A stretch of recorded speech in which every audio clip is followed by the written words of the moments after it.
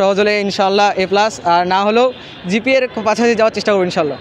So নতুন হিসেবে একটু হালকা পাতলা নার্ভাস। আমরা চাই যে একটু কমন পড়ুক, আমাদের একটু টেনশনে আছি যেহেতু এটা আমাদের হচ্ছে প্রথম বোর্ড সার্টিফিকেট পরীক্ষা, আগে কখনো আমরা বোর্ড পরীক্ষা দেই নাই। যারা SSC 26 তাদের হচ্ছে প্রথম বোর্ড পরীক্ষা। আমরা ক্লাস 5 ক্লাস 8 একবার হচ্ছে বোর্ড পরীক্ষা পাইনি। সো নতুন হিসেবে একটু হালকা পাতলা নার্ভাস, তবে একটা পরীক্ষা দিলে আল্লাহর রহমতে নার্ভাসনেসটা কাটে যাবে। আর সিলেবাস আমাদের হচ্ছে মানে শর্ট সিলেবাস হিসেবে ঠিকই ছিল। আজকে আমাদের প্রস্তুতি অনেক ভালো আলহামদুলিল্লাহ, তো চেষ্টা করব নিজের বেস্ট দিয়ে। আমরা চাই যে একটু কমন পড়ুক, আমাদের মানে চাবো যেন সবকিছু আমরা অ্যান্সার করতে পারি আর ঠিকমতো যেন সবকিছু কমপ্লিট করতে পারি। অনেকেই অসুস্থ হয়ে যায় এক্সাম চলাকালীন, তো ওইটা দেন একটা অ্যাম্বুলেন্সেরও ব্যবস্থা করতে পারে, কজ কখন কি হয় এটা তো বলা যায় না। তো যদি মানে হুইল চেয়ারের ব্যবস্থা থাকতে অনেক ভালো হতো। আজকে আসার সময় মানে অনেক খারাপ লাগছে, উঠতেও অনেক কষ্ট হয়েছে।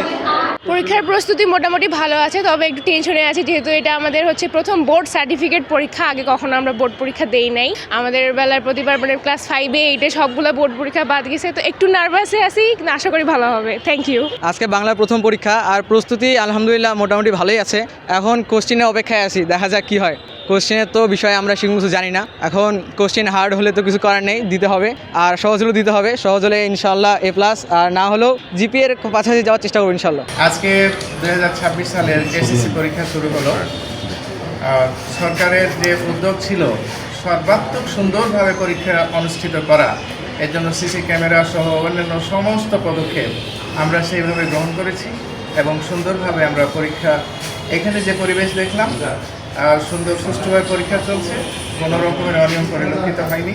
আমি বেশ কয়েকটা রুমে গিয়ে দেখলাম পরীক্ষা সুষ্ঠুভাবে চলছে এবং আমি আশা করি যে সারা আমার গোটা বোর্ডের এই পরিবেশ আছে।